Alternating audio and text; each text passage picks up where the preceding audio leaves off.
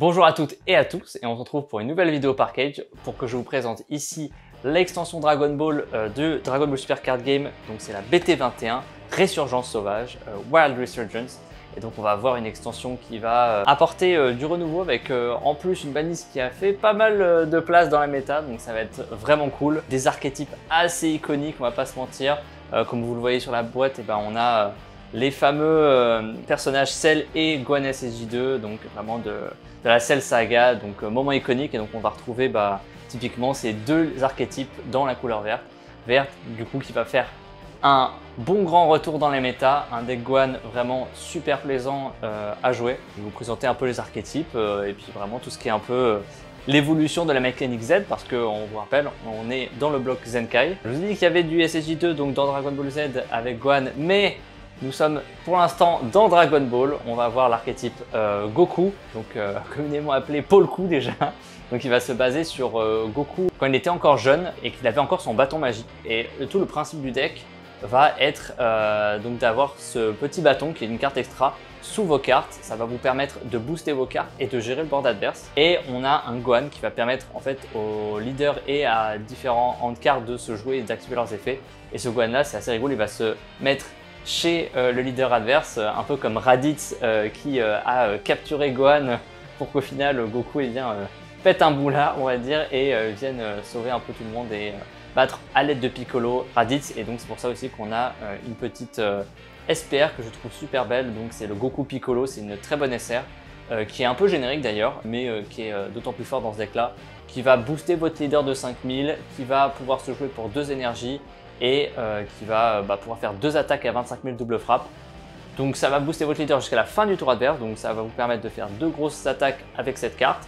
Votre leader va être un peu boosté, donc lui-même va faire une grosse attaque, et en plus ça va être plus facile de défendre votre leader au prochain tour parce que votre leader aura encore plus 5000 de puissance. Donc c'est vraiment pratique. Pour la suite de l'archétype rouge, et bien on a Whis qui fait son grand retour avec Garlic Jr, un archétype et un personnage qu'on avait vu qu'une seule fois. Garlic qui revient cette fois-ci sous la forme Whis, parce que voilà, évidemment il a souhaité faire un vœu également, et donc je trouve que c'est bien adapté de le transformer en leader Whis. Donc il va toujours avoir cette mécanique de devenir immortel, donc on a des cartes qui vont se mettre en dessous de vos Garlic pour donner immortel au Garlic au-dessus. Donc on a notamment une SR qui est pseudo-générique également, et donc il va faire beaucoup de réduction de puissance. Ça nous rappelle vraiment bien rouge. Voilà, ça met pas mal de dégâts, il y a de la réduction de puissance, et le fait de jouer un leader Wish nous permet de rejouer quelques anciennes cartes, d'anciens vœux justement, qui vont pouvoir être joués gratuitement avec ce leader là. Je pense notamment à Liens familiaux, qui est une super carte qui permettait de ramener un Saiyan et d'aller chercher 2 Dragon Ball. Donc là, dans ce leader là, vu que c'est un leader souhait Wish, vous pouvez pour 0 faire votre Wish, jouer votre Saiyan de la drop et choper 2 cartes quand même. C'est quand même très très fort de jouer quelqu'un pour 0 énergie et de quand même aller chercher des cartes en plus de votre deck à votre main. Donc voilà, archétype très intéressant, une staple qui peut rentrer dans d'autres decks, je pense notamment à Cooler Meul par exemple, qui va pouvoir réduire tout. Ensuite on passe à Bleu qui aura Oob, qui est un leader assez intéressant, qui va se baser sur la mécanique Z. En fait, tout le but de Oob va être qu'il y ait un certain nombre de Z entre vous et votre adversaire pour débloquer des effets, pour réduire ses costs de carte de combat. La carte la plus forte qui est Good Stuff, donc générique et en plus qui est très fort dans ce deck là, c'est le Oob Drop 8 qui se permet de se jouer pour 2 énergies et de choisir 3 cartes de combat adverse, les mettre dans sa Z énergie. Et en plus de ça, quand il attaque, si votre adversaire active un compte, s'il y a 7 Z entre vous et votre adversaire, il devra perdre une carte de sa main. Donc voilà, c'est une très bonne carte générique. Et en plus, dans ce deck-là, ça fait des merveilles. Vous avez le drop 6 aussi qui est très bon. Vraiment, tout l'archétype est super intéressant. Et encore une fois, comme Garlic, il y a du good stuff, donc vous pourrez explorer dans d'autres leaders ces cartes-là. Je m'arrête un peu sur ce point-là, je trouve ça vraiment cool qu'il y ait des cartes qui sont plus fortes dans l'archétype et qu'en plus sont un peu génériques si vous voulez un peu explorer ou trouver des combos un peu dans d'autres decks. Le deuxième archétype bleu qui lui pour le coup est beaucoup plus restrictif, ça va être Baby Bleu. Alors on a déjà eu un Baby Bleu par le passé, mais la mécanique est un peu différente. C'est-à-dire que vous allez encore commencer avec un terrain. Le principe va être de mettre toutes vos cartes Brainwash, donc vraiment lorsque Baby corrompt et parasite tout le monde, et bien toutes vos cartes Brainwash vous allez les mettre en dessous de votre terrain et vous allez pouvoir les jouer pour un coût réduit, et donc vous allez pouvoir spammer le board, faire beaucoup d'attaques. Et vous avez notamment ce Baby Singe Doré qui est un 30 000 double frappe, et donc déjà 30 000 double frappe pour dire c'est très bien, dans Good Stuff ça peut être joué. Et en plus, et bien dans son archétype, vous allez pouvoir ramener des Brainwash en plus de sur votre planète, et donc vous allez pouvoir vraiment spammer le board, faire beaucoup d'attaques. C'est un deck mine de rien très plaisant à jouer. Ça change un peu de bleu, un peu défense, tout ça, vraiment un bleu qui met pas mal de pression. Et ça c'est assez cool à avoir et ça change de bleu traditionnel. Bon, je vous en avais déjà un peu parlé, je vous avais teasé le vert. On a Cell et Gohan Super Saiyan 2, l'affrontement peut-être le plus emblématique de Dragon Ball Z, on va pas se mentir, avec tous les deux des Z-Leaders. Cell en plus commence en première forme, ces Z-Leaders sont la forme numéro 2 puis la forme parfaite. Et ils vont tous les deux avoir des terrains, Gohan avec la salle de l'esprit du temps. Il va commencer avec ce terrain là. Vous allez avoir comme principe de mettre Vegeta et Goku et Gohan et Trunks en dessous, qui sont les 4 qui sont allés s'entraîner dans la salle d'esprit du temps pour vaincre les androïdes et Cell par la suite. Et donc vous allez pareil pouvoir jouer vos cartes en dessous de la salle de l'esprit du temps. Vous avez une Z Battle C16 qui va nous rappeler ce moment toujours aussi impressionnant où C16 va avoir sa tête qui se fait écraser par Cell.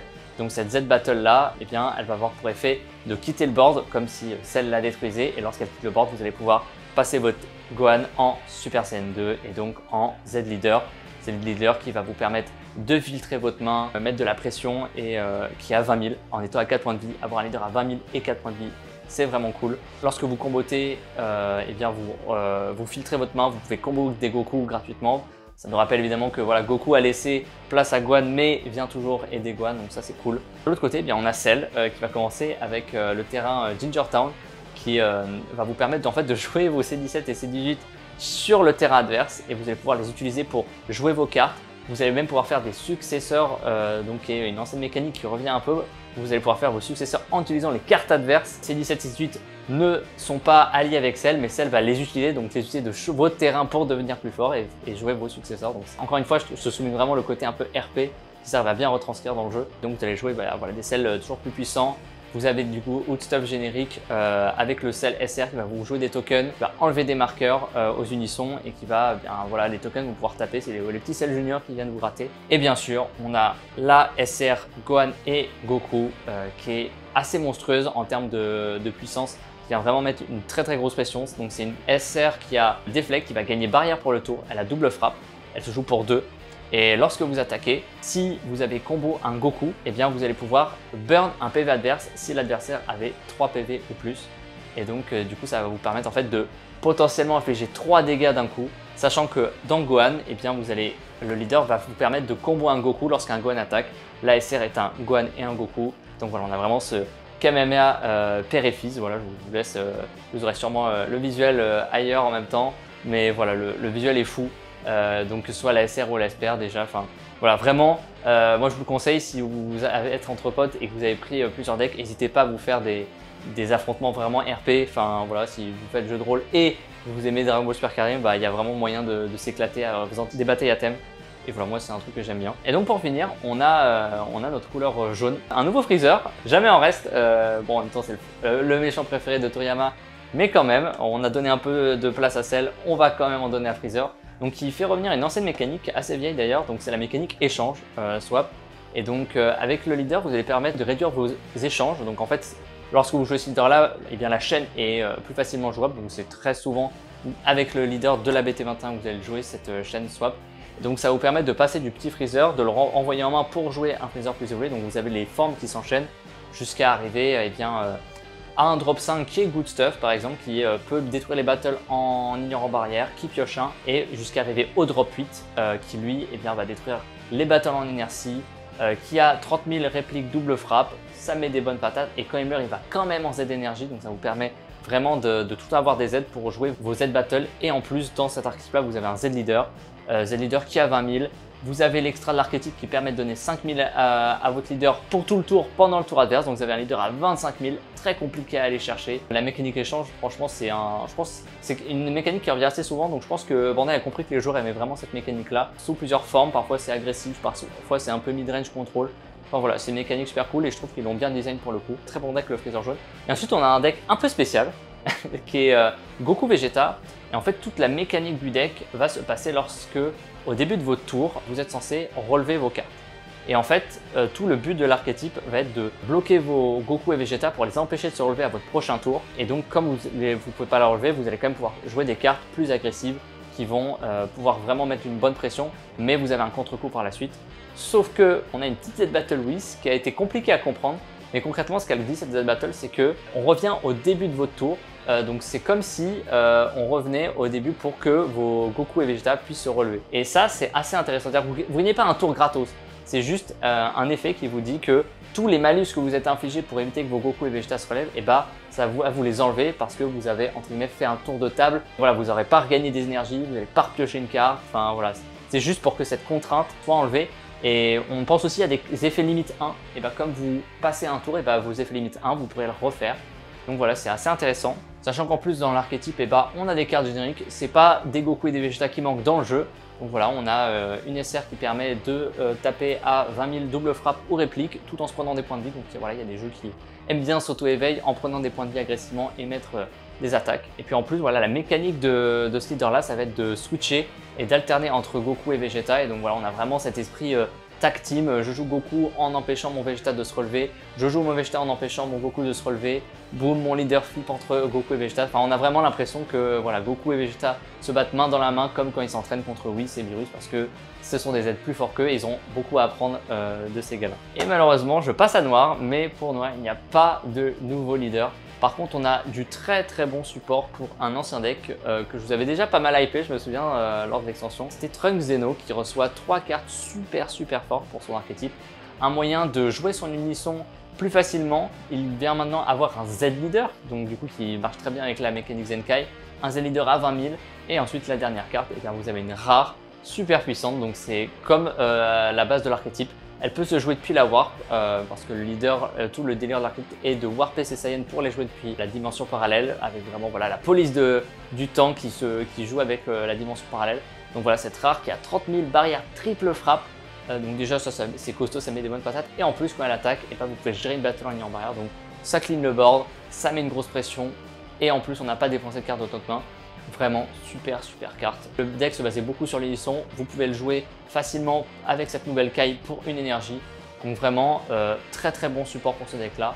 En plus on a du support pour Meshikabura avec de la Towa et du Shroom Salsa. Donc le Meshikabura Wish qui est sorti en BT15 si je ne m'abuse. Qui est toujours un deck qui rôde un peu par là, qui a un bon ultime où vous enlevez les 7 Dark Dragon Ball et ça vous permet de donner très haut à votre leader, sachant que votre leader pioche un quand il attaque. Ça vous fait 3 attaques à 15 000 et à chaque fois vous piochez un. À un moment dans la game vous avez pioche 3, c'est sympa, surtout qu'il y a de plus en plus d'effets qui vous restreignent les attaques de cartes de combat et d'unisson, mais votre leader n'est pas concerné, donc ça peut être un bon moyen de finir la partie et il a un bon support. Donc voilà, à vous de voir pour rebuilder ce deck là. Meshikabura a beaucoup d'options, bah voilà, je vous laisserai le rebuilder et potentiellement voilà, trouver un peu la déclisse magique avec ces nouvelles cartes et toutes les anciennes auxquelles vous avez accès. Maintenant que j'ai passé les archétypes, est-ce que je vais peut-être pas vous utiliser les petites secrètes rares? Les secrètes que voilà, à chaque extension on sait que voilà, c'est des cartes extrêmement compliquées à avoir et qui peuvent retourner les situations. C'est un peu le piment qu'on aime bien dans Dragon Ball. Et donc on va commencer par la première où on a un Shenron rouge, vraiment super beau comme carte et en plus les effets sont super rigolos. Vous allez pouvoir, un peu comme les anciens Shenron, la carte ne va pas pouvoir attaquer, mais vous allez avoir des options entre 3 effets. Vous allez pouvoir ramener des cartes de votre cimetière, vous allez pouvoir booster vos cartes. Vraiment la carte est super intéressante. Malheureusement elle a été un peu nerfée avec la banlist car on avait un ancien boss monster rouge qu'on aurait pu ramener avec celui-ci, le Gogeta GT Drop 8 de la PT18 qui lui est passé à la trappe malheureusement, mais on aurait pu voir cette carte là être jouée dans tous les decks rouges et pas seulement dans Goku Vegeta GT. Il y a quand même des combos à explorer je pense avec voilà, peut-être que vous pouvez jouer des gros tons d'un certain archétype via l'effet de cette carte, que ce soit des gros Goku GT qui ont 25-35 000 triples, enfin voilà, il y a de quoi faire je pense avec cette SCR. Ensuite on a notre Goku Gohan, la SCR qui va avec le deck Gohan SSJ2, donc voilà on a Goku qui avec l'aide de Kaio parle à Gohan par télépathie et donc l'aide avec voilà, on va dire son énergie vraiment pour faire ce Final Kamea Père-et-Fils, donc la SCR qui va booster votre leader, lui permettre d'avoir triple frappe. Et en plus, si vous êtes un leader Gohan, vous allez pouvoir avoir 10 000 en plus sur votre leader pendant le tour adverse. Donc ça va vous permettre d'être fort offensivement et défensivement. Donc c'est vraiment une super SCR. Elle perd une partie de ses effets si vous n'êtes pas un leader Gohan. Mais dans Gohan, évidemment, c'est vraiment trop bien. En plus, voilà, avec un leader, vous montez haut. Sachant qu'on a rappelé, la SR avait déjà mis beaucoup de pression. Donc votre adversaire doit s'inquiéter et de la SR pour l'annuler parce que sinon on a une 30 000 double qui va passer. Oui, et en plus de votre leader, parce que si vous avez la SR, hop, vous lui mettez une triple frappe dans la tête. C'est vraiment stylé. Donc voilà, Gohan un deck qui peut se jouer de multiples façons. Et voilà, en plus avec la SCR, et bah, grosse pression en plus, donc c'est super cool. Et ensuite la dernière SCR, donc on a Meshikabura en noir qui vient pour blanchir les cartes de l'adversaire en counterplay. Mine de rien, un de ses gros intérêts, c'est qu'il réduit son coût pour chaque carte dans la warp. Et vous pouvez potentiellement le jouer pour 1, sachant que ce petit garnement, il a 40 000 répliques. Et ça, c'est pas anodin. Si vous jouez un deck noir, espace-temps, hop, vous êtes second, vous faites votre petit espace-temps, crit par exemple, le petit Vegeta, hop, vous attaquez, petit crit dans la tête, puis derrière, ça vous permet ensuite de jouer lui pour 1, vous attaquez en réplique. Il va vous falloir vous warper plein de cartes, mais c'est faisable dans les decks qui vraiment se warp plein. Peut-être un retour de Gogeta Xeno, peut-être, on ne sait pas. Qui va se warper beaucoup de cartes par son Ultimate main. Donc ça peut être intéressant de développer des stratégies comme ça, ou vraiment des stratégies où on combo directement, très agressivement, permettant de sortir cette carte là rapidement pour 1 ou tour 2 pour vraiment mettre une grosse pression. 40 000 répliques, c'est bête, mais il y a des decks qui peuvent pas gérer un drop hit comme ça, 40 000 répliques dès le début du jeu, donc ça peut être intéressant de ce côté là. Je vous ai parlé des secrets rares. Est-ce qu'on vous avait teasé qu'il y avait une god rare dans cette extension? Je sais pas, si vous n'avez pas vu l'info, vous ne le savez pas. Mais voilà, dans cette extension, il y a une god rare. Et parmi les 3 SCR, laquelle de mieux était à choisir pour incarner la god rare? Et bien évidemment, ça va être le Goku qui vient aider Gohan. Cette fois-ci sur la toile que vous allez voir apparaître, eh bien, il n'y a pas Maître Kaio, il n'y a pas Gohan, mais on voit Goku à la fin de Dragon Ball lorsqu'il nous dit au revoir. Au revoir Goku, merci de nous avoir présenté ces aventures. Donc voilà, on le voit même avec des ailes d'ange, c'était vraiment un très beau moment dans l'animé. Enfin voilà, si vous aussi vous êtes nostalgique de ce moment-là où c'est un peu le dernier épisode, vous vous dites bon bah Dragon Ball c'est fini, merci beaucoup d'avoir été là pour me divertir, pour partager cette aventure. Et donc voilà la pause. Et la carte est super belle, en plus même le texte est en doré qui rend la carte vraiment encore plus flashy, vraiment encore plus ce côté gold, god rare. Donc ça c'est super cool. Voilà, c'est toujours le même effet hein, bien sûr. Mais voilà, la god rare pour cette extension là, c'est ce Goku. Donc voilà, moi je suis content que Bandai ait choisi celle-là. Ils auraient choisi Shenron, ça aurait été aussi. Parce que voilà, vraiment pareil, Shenron, bah, c'est un peu la base de Dragon Ball. Hein, lui, il sort des Dragon Ball littéralement, donc ça aurait été bien aussi. Mais voilà, je trouve qu'ils ont vraiment bien choisi l'image pour cet effet-là et pour cette carte-là. Donc voilà. Donc merci Bandai de nous avoir fait cette BT21. Un petit point négatif sur les petites errata que vous avez eu à faire. Voilà, je sais qu'il ne faut pas en parler, mais moi je le dis, c'est pas grave. Heureusement que vous avez corrigé le tir avec la baliste. La prochaine fois, essayez de faire un peu mieux. En tout cas, voilà, pour le design, pour le gameplay, pour tout le reste, pour moi c'est vraiment... Allez, parce qu'on est difficile, on va mettre un petit 18 sur 20, mais vraiment très très bonne extension. La méta est redynamisée, des archétypes cool à jouer. Le vert qui revient en force avec Gohan et Cell, franchement super cool. Moi je suis bien hypé. Évidemment j'ai envie de tester le Freezer échange, un Freezer un peu plus punchy que d'habitude, mais voilà, moi j'aime bien. Donc voilà, j'espère que cette vidéo vous a plu, que certains archétypes vous hype tout comme moi. N'hésitez pas à commenter si vous avez des questions ou s'il y a certaines cartes ou archétypes qui vous hype. Moi en tout cas ça me hype encore une fois. Et je vous dis à la prochaine sur notre site et sur notre chaîne. Donc voilà, n'hésitez pas à commander la BT21 qui est sortie. Et moi je vous dis à la prochaine sur une prochaine vidéo. Ciao ciao.